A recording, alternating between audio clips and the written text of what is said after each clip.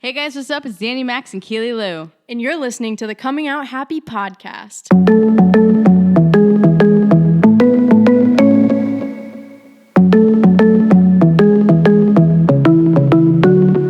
This is where we talk about our experiences being LGBTQ, how we're helping the community, and where we are today. What's up, everyone? Welcome back to the Coming Out Happy podcast. We're so glad that you're here, aren't we, Danny? Yeah. It's been a great week so far. We've been into our launch with the Coming Out Happy membership, but we're super excited because today we had so many questions. We've been talking about dating as an LGBTQ plus adult on TikTok, and so many people sent in so many great questions. So we thought, what a better place than to talk about it on the podcast. Did you say where they were sending in the questions? They were sending them on TikTok. Ooh. Our TikTok is Coming Out Happy Team if you're not already following us. That's where we post a lot of our stuff. We also post some of the videos on Instagram as well, and that's at Coming Out Happy. I know, two different names, kind of confusing, but it's at Coming Out Happy for Instagram and at Coming Out Happy Team for TikTok. But don't worry, we'll link it all below so you don't even have to worry.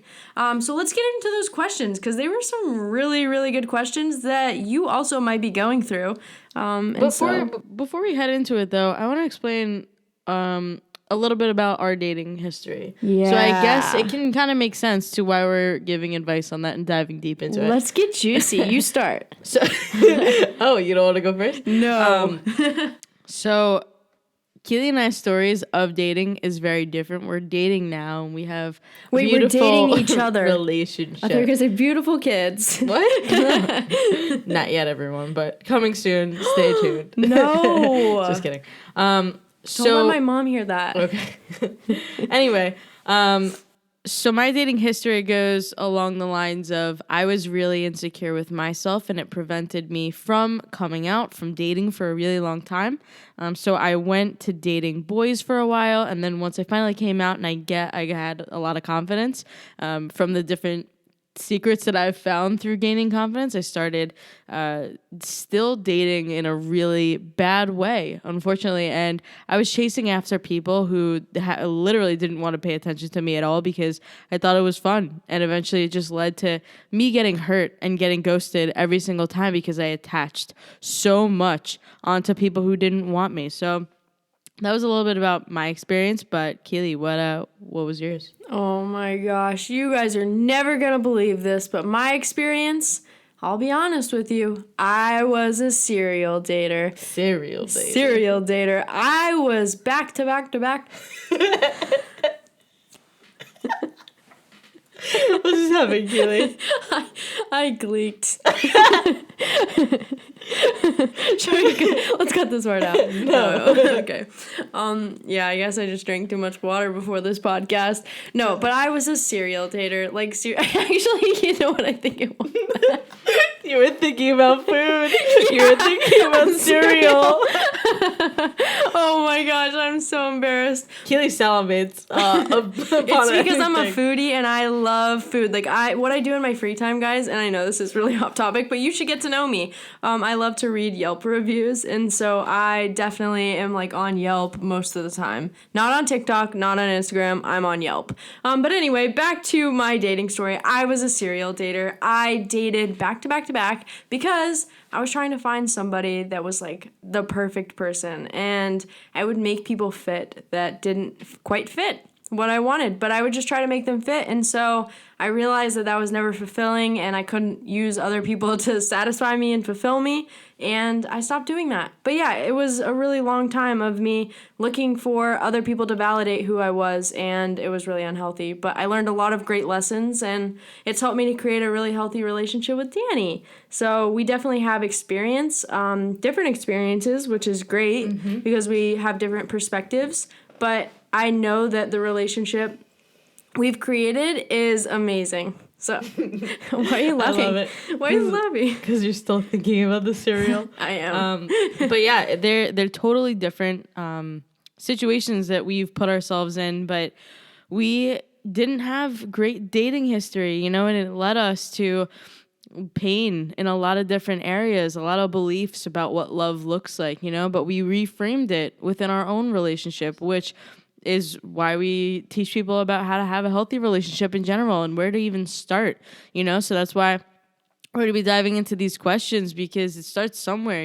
There's so many different topics, that the LGBTQ plus community have to go through specifically in dating that the other world may not have to deal with. So we're going to help you right now by answering some of these questions, and I'm excited to dive into them. So let's go. Yeah, let's get right into these questions. So the first one that I'm going to read off here is someone wrote in and said, I've never dated, but I really don't want to because I get too attached too soon. All right. Classic. How many of you are listening right now and you're like, that's me? You're sitting in your car, you're sitting in your office, and you're like, that's me. I'm the one that gets too attached, and that was me. So I totally get it too, right? Sometimes I think what happens is because there is scarcity in the LGBTQ plus community, we get so caught up in this one person, and we just disregard all the negative things about them, all the things that maybe we don't like, but we just try to make it fit. Why do we do that, Danny? We do that because we're afraid. Yeah, we're afraid to be alone a lot of the time. So like you said, you're making somebody fit because you're afraid that there's never going to be another person out there, or, they're close to you. So you're like, oh, okay, well, I guess I'll just settle for this because it's available. Absolutely. So we keep doing that even when it's not good for us. Or what about this thought? Has this thought ever come into your mind? What if there's no one better?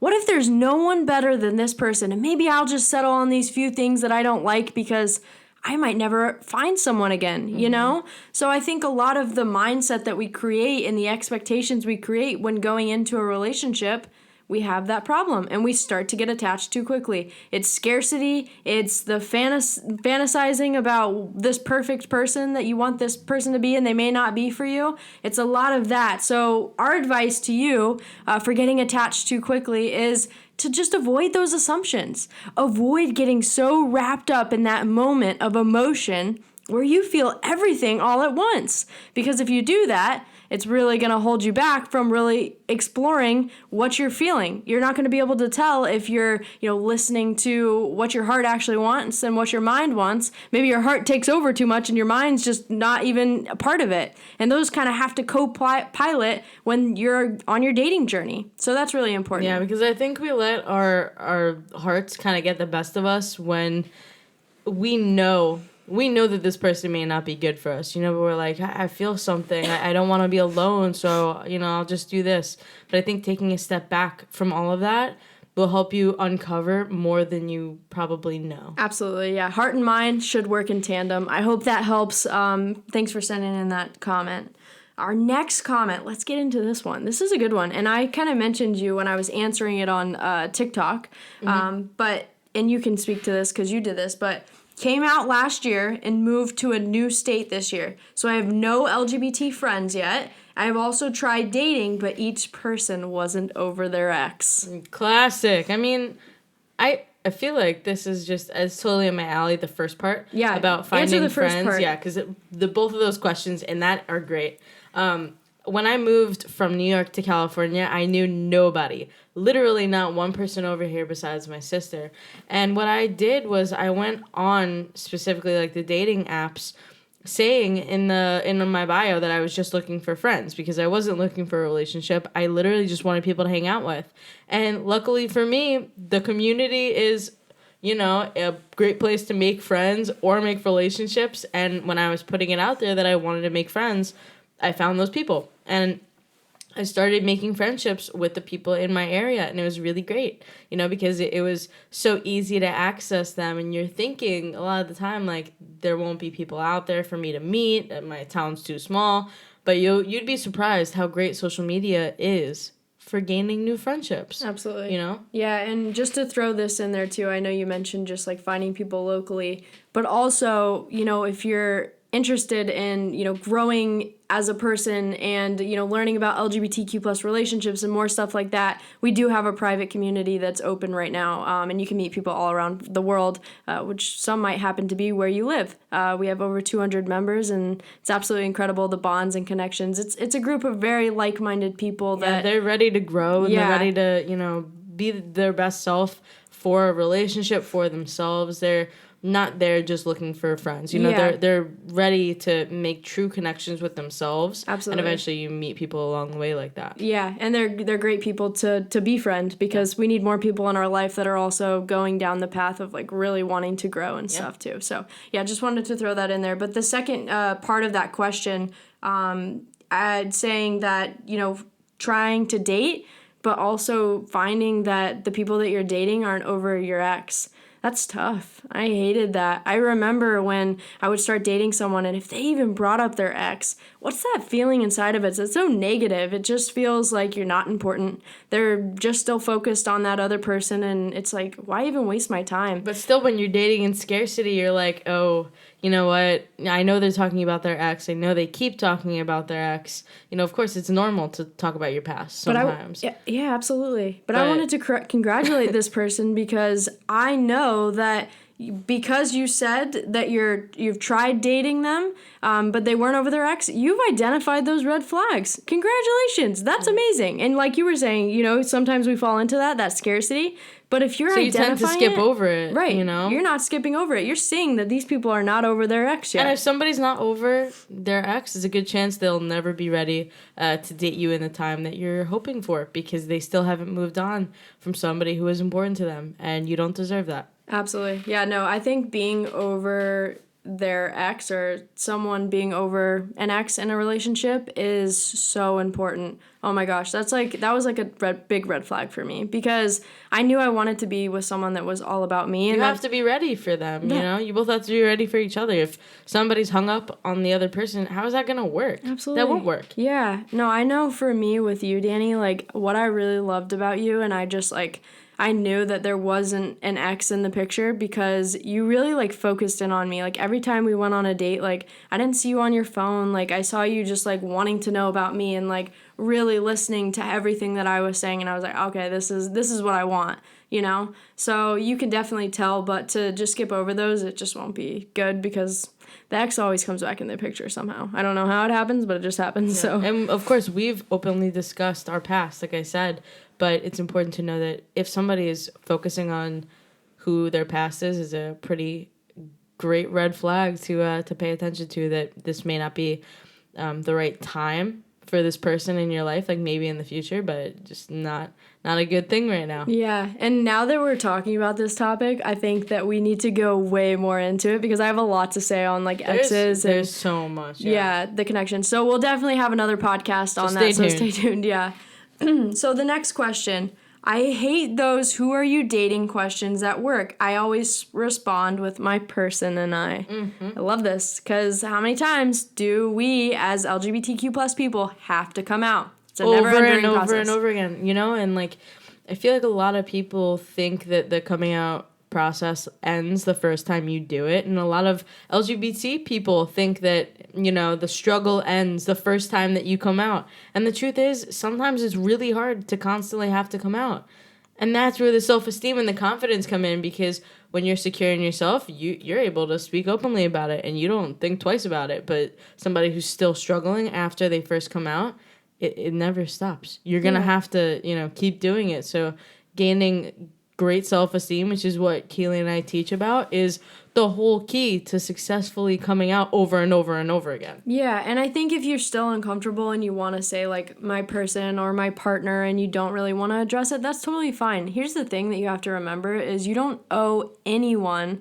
an answer for who you are, what you're doing. It just doesn't need to be justified ever. And if you ever feel like the person will judge you or it's uncomfortable, you don't have to worry about that. Yeah, so. And know that this is your journey. Like you said, there's no right or wrong way to come out over and over again. You don't have to tell everybody in your life. You can if you want to, but this is your journey by yourself. If you want to say "my partner" or "my person," 100% go do that. If you want to say specifically who it is, that's great too. It's your path to follow. One thing that I've noticed, though, by saying "my girlfriend" or by saying that I am gay, is that the more I did it, the more comfortable I became. That's my only piece of advice. Of course, if you're safe and you feel comfortable, it does help you become more comfortable when saying it. So that's the one thing I'd have to say. You good on that question? Yeah, I love it. Okay, perfect.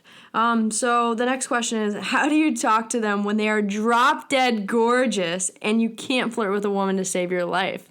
Yeah. I love this one because, first of all, I think you need to know that you're drop dead gorgeous. You There need to you go. know that you're so beautiful as well, and you can talk to anyone. Yeah. It's that confidence, knowing that, and maybe you've put these expectations that you're like, I don't know how to flirt. Well, you also may not think that you're good enough to get that person. Absolutely. So it holds you back from talking to anybody in general. The truth is, it doesn't matter what anybody looks like. It matters how you feel and the confidence that you have in order to talk to people. You know, when you feel like you don't deserve love, or you just feel like you don't look good, or you feel certain things which may not even be true, it's going to hold you back from talking to people and accomplishing anything that you want to. Everything stems from how you feel about yourself. Absolutely. No, I think for sure that's a great point. And sometimes what we do is we put this expectation on a way of flirting. Like there has to be this perfect way, the perfect first thing to say. But the truth of it is that sometimes when it's more natural, it feels even better.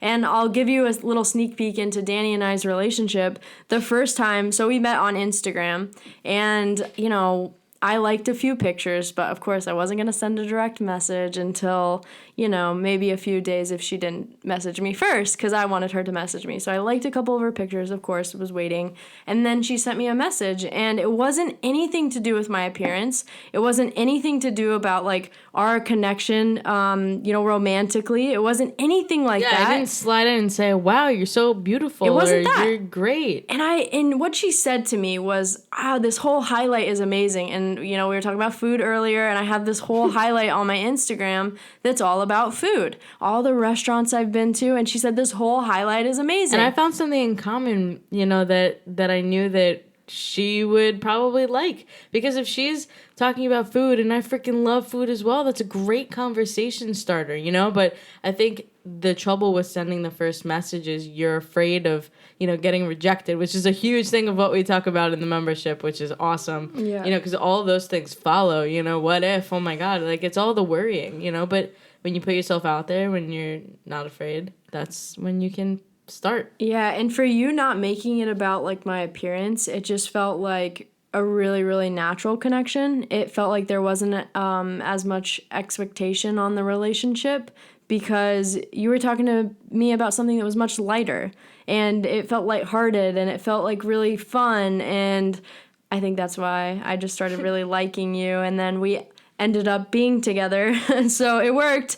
But no, I think it works, everyone. It works. So just send a message about food. No, but finding something in common that's not only about appearance, I think that's really special too. But yeah, I love these questions because they're real life questions, and they're questions that we're dealing with now through a pandemic. Like dating through this pandemic is also different. I mean, listen, dating is hard as an LGBTQ plus person. You know, there's so many questions.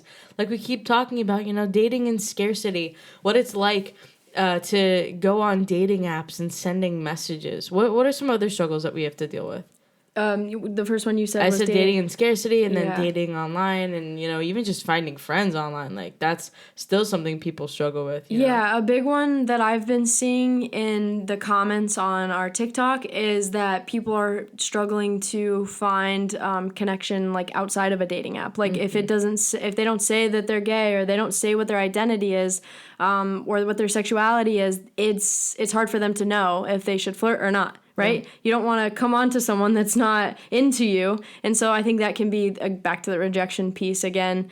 But yeah, definitely just like not knowing if they're gay or if you want to be with them or if they would want to be with you. That's a hard thing too, because sometimes you really can't tell. Yeah, and there's a lot of questions that Kaylee and I are going to be diving really deep into. So if you have a question, definitely don't hesitate to send us a message on Instagram, and we'll be diving more into the stuff because we know how difficult it is to date. We were, you know, screwed in the dating scene for a while up until we met each other, you know, so we've learned a lot, and we've learned what works and what doesn't. So definitely send us a message if you have any questions at all. Absolutely. Yeah, I want to end on one more question that we have, and Danny, maybe you can help answer this. The question is, I'm in a relationship, but my girlfriend is not out of the closet. So dating in the closet, and also someone's out, but their partner is not. That's a great one. Yeah. So I've never dated someone else who was in the closet, because I've dated while I was in the closet and they were in the closet as well, which actually was the last podcast episode, Toxic Secret Relationships. I would definitely recommend everyone listens to that one, because that deep dives into secret relationships.